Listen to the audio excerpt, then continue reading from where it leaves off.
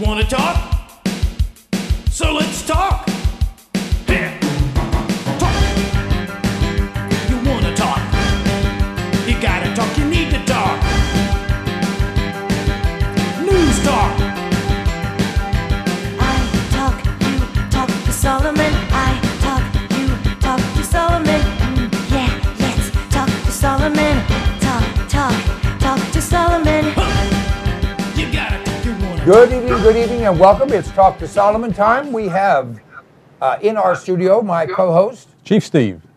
former police chief Steve Davis, and on the phone we have our financial experts, Greg W. Howard, MondayHope.com. Greg, good evening. Good evening. It's actually FirstFreedomInsurance.com. Oh, First Freedom Insurance. Sorry, they changed it. FirstFreedomInsurance.com. And of course, our guest of honor, former Major General Jerry Curry, retired United States Army. General, how are you? Great. It's good to see you folks again. It's always a pleasure. General, I must tell you that there are many people that have now come out of the I don't know, would you call it, the funk that swept America, those who had an I and a Q, with the re-election of the Barack Obama. And now it's how do we survive?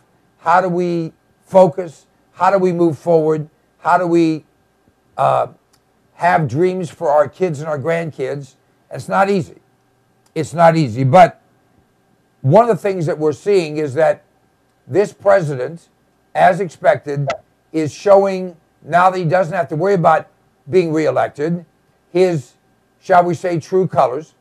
And one of those things is trying to put into office people like Chuck Hagel with his well-known positions as our Secretary of Defense. I believe that he wants a Secretary of Defense that will oversee the destruction or minimization of our military and the building of a non-military force in this country that will be available to certain powers to intimidate or do more to the American people. Would you say that's an outlandish statement? No, I've been saying it for the last 4 years. I really believe that this man is about destruction of the United States military so that he can destroy the United States of America. And you can't destroy the United States unless you first destroy the military, because the military is going to stand up and oppose you. And so I think that that's exactly what's going on. I'd be very interested to hear what Steve and Greg have to say. All right, Steve. Greg, go ahead.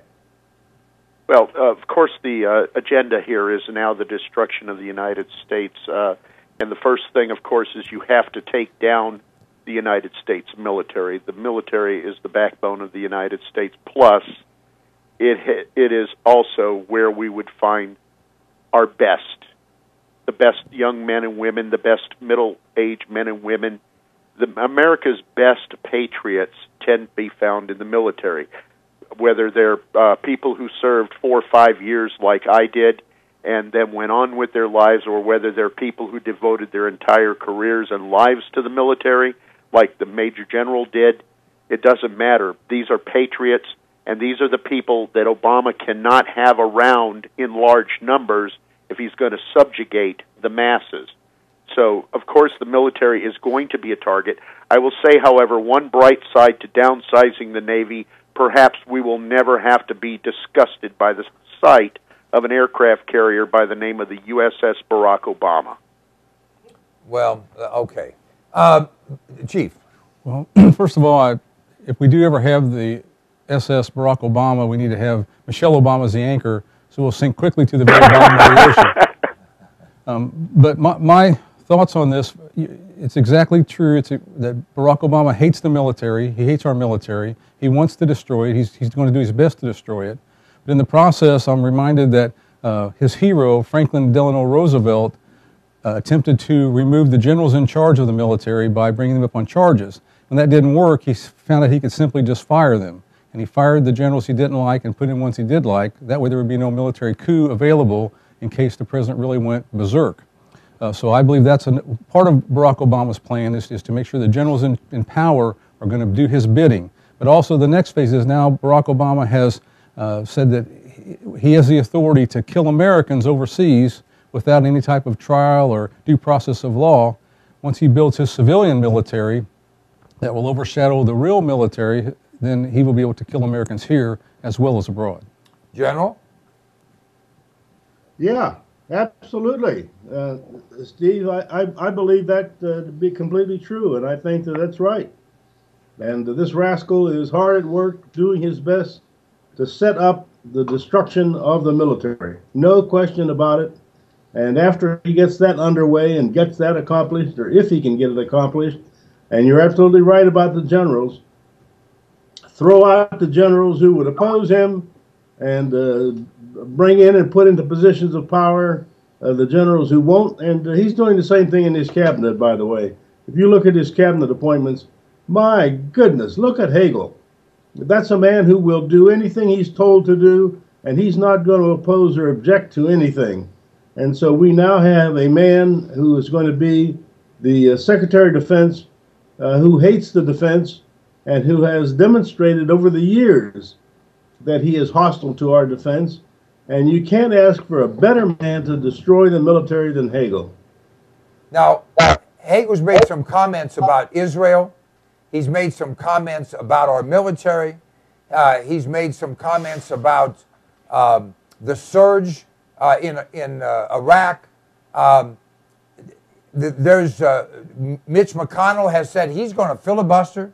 John McCain's against the filibuster on principle, but he's certainly against Hagel and has said as much. You know, it's a bit of palace intrigue here, but do you think the Republicans have enough backbone to actually filibuster against Chuck Hagel?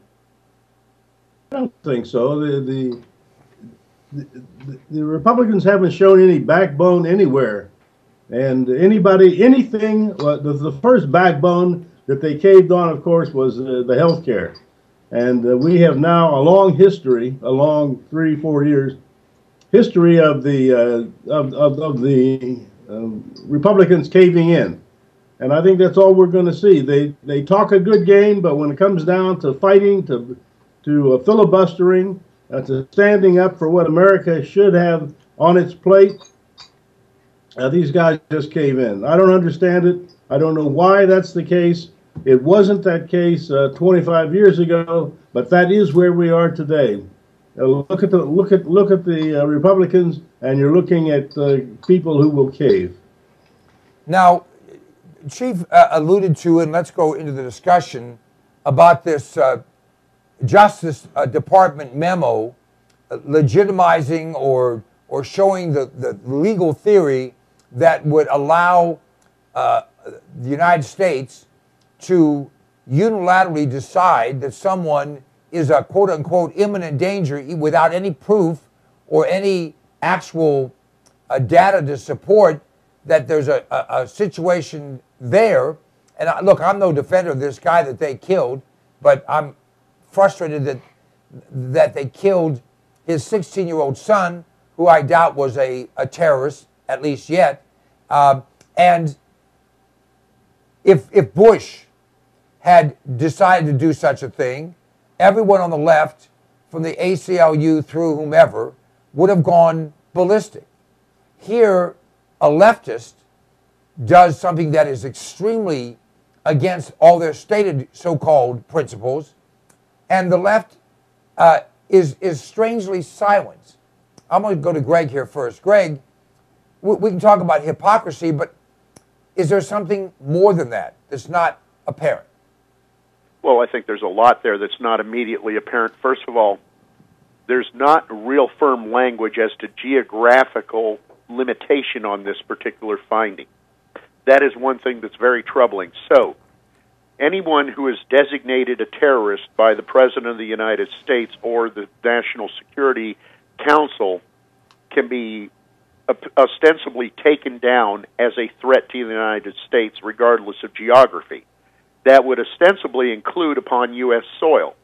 second of all, what constitutes the designation of terrorists? We recall several years ago they were listing as potential terrorists returning veterans, members of the Tea Party, and a whole host of other groups of people that are we would normally consider to be patriots and reliable people and folks who should not be considered a danger. Second part of the problem, point number 2, if these folks are United States citizens, then we are looking at a problem with due process, and our Constitution says that no man, which we later interpret to mean no person, shall be deprived of life or liberty or property without due process of law.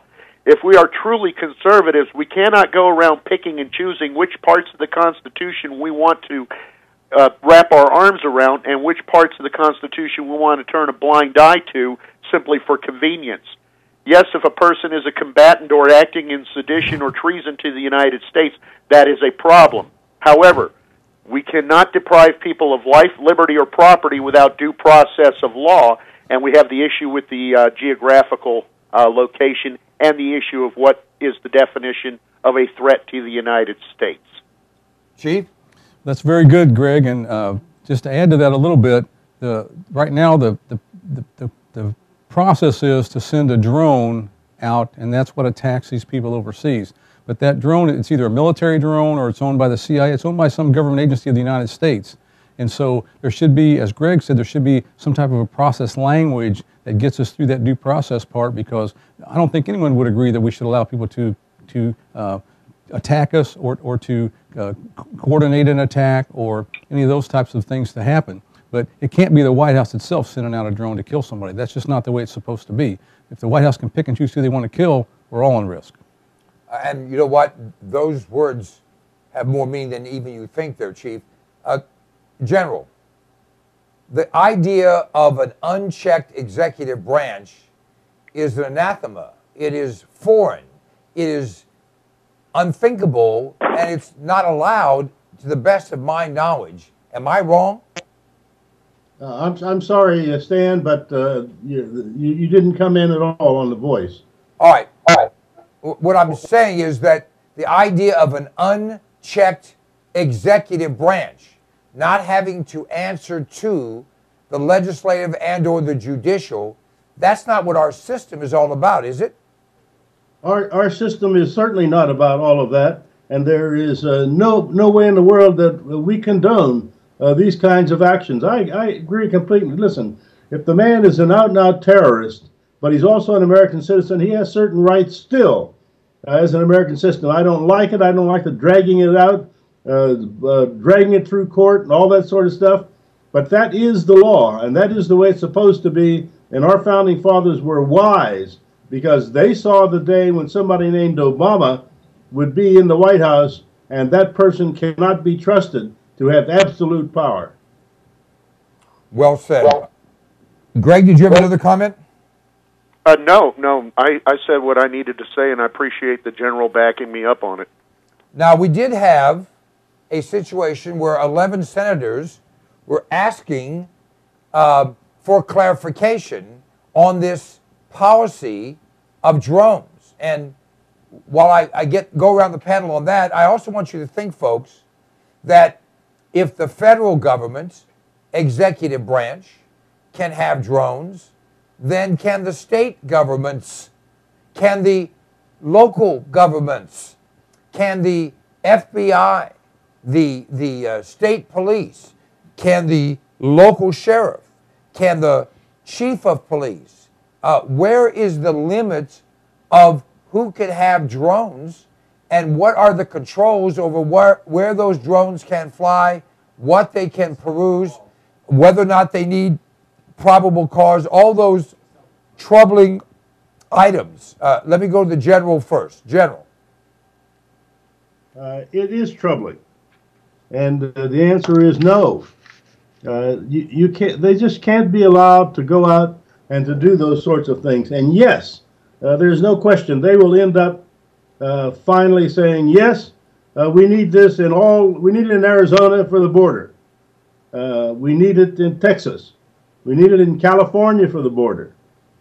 And then once you have gotten the American people accustomed to this business that the states can fly these, then the agencies, of course, of the federal government will be doing the same thing. And in addition to the agencies of the federal government doing it, there will be an awful lot of crossing of the border, and I'm talking about the border, by the way, between what is constitutionally allowed and not constitutionally allowed, and they will eventually beat down the objection of the American people. And when that happens, they will be free to go out and kill anybody they want to kill, starting with me.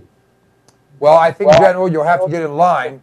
But let me go to Chief Steve here. Chief, law enforcement career, certainly there are times when law enforcement is frustrated that they can't be everywhere, they can't see everything, they can't deal with things they know need to be dealt with. Can you see the time when law enforcement at every level will want to have the ability to simply send out a drone, see what someone's doing? If they don't like it, act on that? Absolutely. Law enforcement, they're always willing and want to do anything and all possible to find criminals, find crime without limits. That's why they don't set their own rules. That's why they don't set their own budgets. That's why there are laws and the Constitution and other things in place to limit what they do. So a lot of it was with good intentions, but could go very far awry and astray. I want to combine a couple things that the General and Greg have said here. Greg mentioned terrorist activity. And so right now, and another thing for law enforcement, something is a law until it's not a law anymore. It's either a law until it's repealed or a law until a court says it's not valid anymore. So officers will obey the law or use that law to their advantage. We have a law on the books now, a federal law that says that anyone suspected of terrorism can be detained indefinitely, even a United States citizen. And so right now, if you would look up the information about equipment that Homeland Security recommends you have to protect yourself from a disaster, a storm, or whatever, candles, food, water, those types of things, that same exact list will get you considered a terrorist on their terror list watch. So anybody in America could be considered a terrorist, could be detained indefinitely because of that law. So the next step is we need more things to find them. We need drones to find them, and then if they're really terrorists, we need drones to go out and kill them.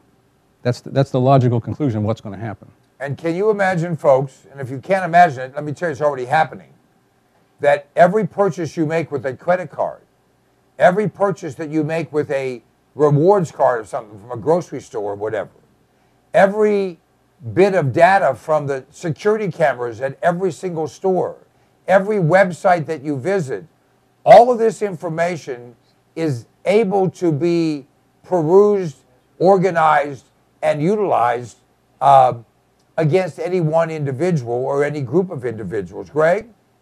Absolutely right. System is called Trapwire, and we've talked about it on our own radio show extensively. Steve is exactly right. If you are, for example, an LDS, a Mormon, and you're complying with your church's dictates of putting together a year's worth of food, or if you're simply following the DHS rules or recommendations of having several months' supply of food in your house, candles, etc., you're considered a hoarder. And one of the categories on the terrorist watch list or potential terrorist watch list, I think they couch the language, is people who are preppers, who would be defined as preppers. Well, in that case, I'm in a lot of trouble because I've got maybe a few more rounds of ammunition than they think I might have to have. And maybe I've got a few more cans of beans and rolls of toilet paper and batteries than they think I should have. And that is a very dangerous thing. But getting back to the issue of drones over U.S. airspace, of course law enforcement would like to have these drones, but this is a typical case of the technology advancing ahead of our ethical and moral and legal discussion. We have technology that is going way faster than our court decisions. It's going faster than the opinion of the American people can catch up, and it's going faster than the law or the legislature can keep up. And, of course, with the legislature we have in Washington, they have no intention of doing anything to scale back the terrorism, not when you see 86 senators vote in favor of a law that Steve mentioned that can allow anyone who is considered to be a terrorist to be denied access to Article III courts indefinitely. General, these are scary thoughts. What, from your perspective of leadership, should we the people be doing? It's been going out constantly, Steve. Can we, the General here? We haven't got any volume on you, Stan. All right. I'm not sure why that is happening, but let me try it again. Have you unmuted the General? Yeah, and that's why we're getting the feedback. All right, General. What, in your opinion, should we be doing as citizens of this country to deal with this reality?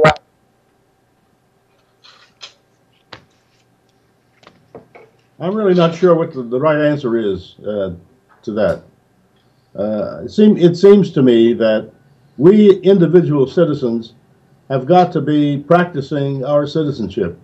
That is, we've got to stand for all the things that are right and all the things that are wrong we've got to oppose. I personally believe this idea of unlimited drones flying around in the air doing all sorts of spying things, I think that's absolutely wrong, and I think it's in opposition to the freedoms given us by the Constitution, and therefore I think that we should be talking to our representatives, our congressmen, our senators, our newspapers, everybody that we know that we can talk to and say, look, folks, this is not the America that Patrick Henry talked about. This is the one that King George III had. And so I think that that's the only thing I know to do is you just keep, I write articles, for example, on these subjects. And I just keep cranking them out, cranking them out, cranking them out. You never think they're going anywhere. And then all of a sudden, about 2 weeks ago, I got a letter from a guy in Ireland who said, I've been reading your columns in my local paper, and I like them very much. So we never know how far this is going to go, where it's going to go. All I can say is just keep plugging away. Well, I appreciate that we should all do what we can do. Let me turn to you, Chief. You've been, from the law enforcement perspective, somebody who always shows up at the council meetings, someone who's got signs on their car or in their yard. Law enforcement looks at those people as potential troublemakers, do they not? Oftentimes they do. That's correct. It's something Greg said earlier, I think in the first segment, he talked about showing up at school board meetings, and that really caught my attention, but I think it's much more than that too. I think we've got to do that and find people that are like-minded like that and coordinate together and run for office, run for the school board. Get somebody to run. If you want, you do it, get your neighbor to do it, somebody do it that thinks like you, and don't just show up and let someone else, don't battle them for the answer. Get one of us in there, then the answer is solved already. I was thinking about this too. There's some organizations that they don't get involved in the primary process. And so then after the fact, they try to mold candidate or mold office holders into their way of thinking, when in my mind that's just ridiculous, because once the primary is over, those office holders think all they need is who help get them there where they are. So if you're not involved in the primary process, you're not going to be involved in their legislative process because you didn't help to get them there. I think we need to get much more involved with getting the right people running for office to get the right people in office. I think that's a great analogy to take here, and we need to find out a way to do it. I think one way is, you mentioned a group called Freedom Works earlier that has tools and techniques to help us learn how to do that, to get people past the primary in office that think and do like we do. And I'd add to that, support groups that stand for the principles you believe in, like Gun Owners of America comes to mind. All right, we'll take a break, come back with Major General Jerry Curry and our panel in just a moment here on Talk to Solomon.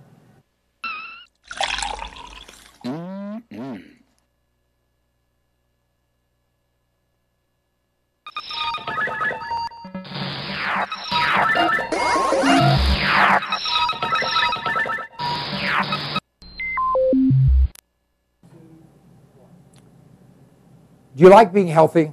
I do. In fact, this product, which I've been taking for years now, is absolutely the answer. Now, you may not believe it, but I'm actually 21, plus tax, of course. This product has 146 different healthful nutrients in it, and it's liquid, so it's bioavailable. It tastes great, and it's sugar-free. 1 ounce of Sonic Life each day will help you to maintain and enhance your health. It's the kind of a gift, well, that you'll thank your mom for, your husband for, your wife for, your kids for. Whoever you give it to, they're going to say thank you, and you are going to enjoy the benefits of having all the vitamins, all the minerals, all the nutrients your body needs in one very reasonably priced product. Just go to cpnlive.com and everything's right there. You'll be able to read all the ingredients. The price is right there, a flat price delivered to your door anywhere in the United States of America. Sonic Life is a gift, a great gift. Give it to yourself. I do. Hey, my name is Stan Solomon, and you know if I have something to say, I'll say it. And I'll only tell you the truth because I'm a Republican, not a Democrat. Democrats always lie. Republicans only lie half the time. I don't lie at all. This is the Fuel Mule. It's an extraordinary product that was developed by a friend of mine, an engineer, and it increases the fuel mileage on your vehicle. If you have a combustion engine, this will increase your mileage by 10 to 20%. It bolts around your fuel line. You can install it yourself or have your mechanic do it. It is an extraordinary item, and it flat works. I've been using it for more than 10 years. It's increased my mileage on every vehicle I put it on, and by the way, it will last forever. You can get rid of your vehicle, just take it off and put on the next one. Go to cpnlive.com. You'll have more information there. You can order it right there. We absolutely guarantee you'll be satisfied. The Fuel Mule. It's a way to kick down your cost of fuel and kick up your mileage. Don't you love the name? I thought of it. The Fuel Mule. You have a computer, if you're alive today, which means you have a hard drive, which means it's going to break down. Mosey, the backup people, for thousands, for Stan, for thousands of people, for tens of thousands of people, is simply common sense. You go to cpnlive.com, click on the icon for Mosey, the backup people, and sign up. It's just a few dollars a month. Let me tell you something. We had a break-in. They stole our whole computer. You know what? When they take the computer, you can't recover anything, but we had Mosey. We had the backup. We were able to restore everything simply by buying another computer. cpnlive.com, click on the icon for Mosey, the backup people, and give yourself common sense, peace of mind, great value, the best thing you've ever done. Sooner or later, it's going to be Mosey, the backup people.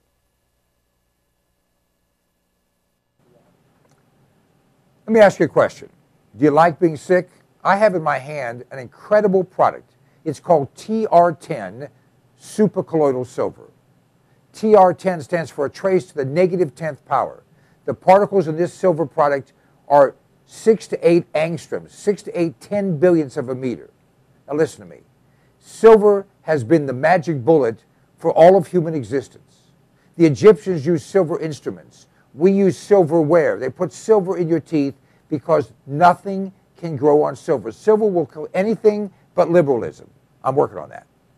This product, you go to cpnlive.com, buy 1 quart of this product. It will last you for a very long time. Anytime you feel like you've been exposed to something bad, take some of this product, spray it in your mouth, or take a little bit and gargle it, swallow it. It will kill any pathogen. The average antibiotic kills 10 to 20 different pathogens. This product will kill 700 plus. Do yourself a favor, do your family a favor, do your doctor a favor. He's tired of seeing you. Get supercolloidal silver. Go to cpnlive.com, order the product. It's $29.95 plus shipping. I think it's $39.95 delivered any place in America right to your door. It's worth 10 times that. Check it out. If you're not 100% happy, just return it and we'll give you your money back.